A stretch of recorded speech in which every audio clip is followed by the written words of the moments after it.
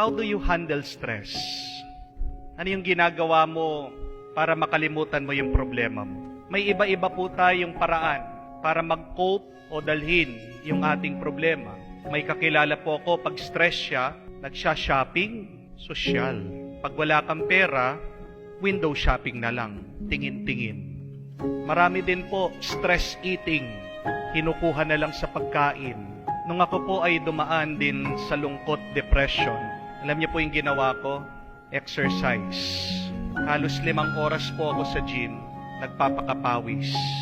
Pero binigyan po tayo ng napakagandang halimbawa sa ating unang pagbasa kung paano natin dadalhin, bubuhatin ang sakit at problema ng buhay.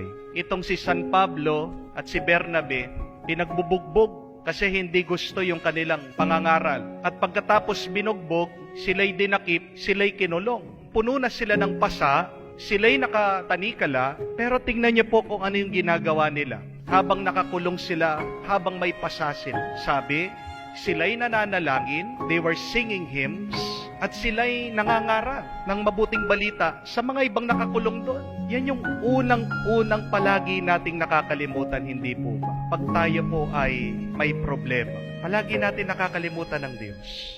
Kasi minsan, pag puno ka ng problema, nagdidilim yung iyong paningin, nagdidilim yung iyong isip, bumibigat yung iyong puso. But we should not forget that. No matter how painful you are feeling, pray, try to sing a hymn to God, and try to speak good things. Try to preach the Word of God. Kasi meron pong milagro. Hindi niyo po napansin, habang nagdadasal daw sila, habang kumakanta sila, habang sila po ay nangangaral ng mabuting balita, nagkaroon ng lindol, earthquake, bumukas yung mga pintuan. Ito yung kamay ng Diyos.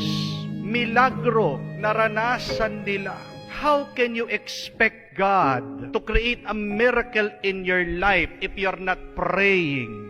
Paano ka magkakaroon ng milagro sa buhay mo kung hindi mo binubuksan yung puso at isip sa Diyos? How can you attract good and positive things if you're not opening your mouth to good and positivity? Kung ang lumalabas sa bibig mo, mura. Kung ang lumalabas sa bibig mo, napakasama. Sa tingin mo, ano yung mararanasan mo? Sa tingin mo, ano yung darating sa iyong buhay? Hindi po ba masama din? Yung iyong nilalabas, negatibo, sigurado negatibo din ang darating sa iyo. Yan po yung isang pinagtatakan ko eh. Meron mga ibang tao nasasaktan na. Bakit yung tugon nila, sagot nila doon sa sakit na kanilang nararamdaman, sakit din? Halimbawa, yung mga nasaktan dahil nagkaroon sila ng broken relationship, niloko sila, sila'y nagkahiwalay nung kanilang minamahal. Anong ginagawa? Naglalaslas. Ang sakit na nga ng pagiging broken-hearted. Tapos ikaw maglalaslas ka pa. Sasaktan mo pa yung sarili mo. Di ba? Parang ang hirap intindihin po nun, no? Nasasaktan na, gusto mo pang saktan yung sarili. Yung mga iba, napakaraming utang. Anong gustong gawin? Magpakamatay. Nasasaktan na, may problema na, gusto pang lalong dagdagan yung sakit. At ang hindi ko rin po maintindihan, isang bagay din na nakakapagtaka. Meron ng masama na nangyayari po sa ating buhay. Bakit dinadagdagan pa natin ng mas maraming masama? Ang tugon, ang sagot ng ibang tao, kasalanan. Pag sila ay merong problema, ang sakit na nga ng ulo nila sa problema nila, umiinom. Gusto makalimutan. Pero, ano yung bunga pagkatapos ng uminom? Di ba? Mas masakit yung iyong ulo pagkagising mo. Meron ka ng problema sa asawa mo, nag-aaway na kayo. Anong ginagawa ng iba? Naghahanap ng ibang babae, mambababae. May problema ka na nga, dinadagdagan mo pa ng ibang problema, dinadagdagan mo pa ng mas maraming problema, nagpababae ka pa. Di po ba? Yun yung nakakapagtaka. Meron ng problema sa pera, napakaraming utang na kailangan bayaran. Anong gagawin? Nakukuha pang sumusugal, nakukuha pang magkasino, nakukuha pang magsabong. May problema na, huwag mo nang dadagdagan ng mas marami pang problema, lalong-lalo na ang kasalanan. You are already experiencing negativity in your life.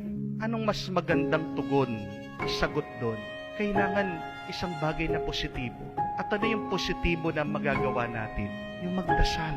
To pray unceasingly. Dahil wala naman ibang makakatugon dun sa iyong problema kung hindi ang Diyos.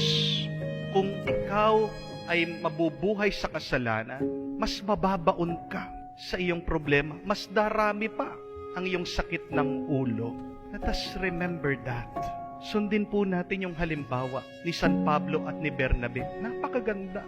Bugbog sarado na, napakaraming pasa, nakulog na. Nakuha pang magdasal, nakuha pang kumanta, nakuha pang magsalita ng mabuti to preach the word of God. Eh ikaw, ano yung ginagawa mo? Kasi tandaan niyo po, you will never experience a miracle if you're doing something wrong in your life. God's miracle, God's goodness will not be felt in your life if you're staying in negativity, if you're living in darkness.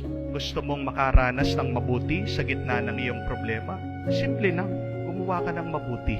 Umpisan mo sa pagdarasal.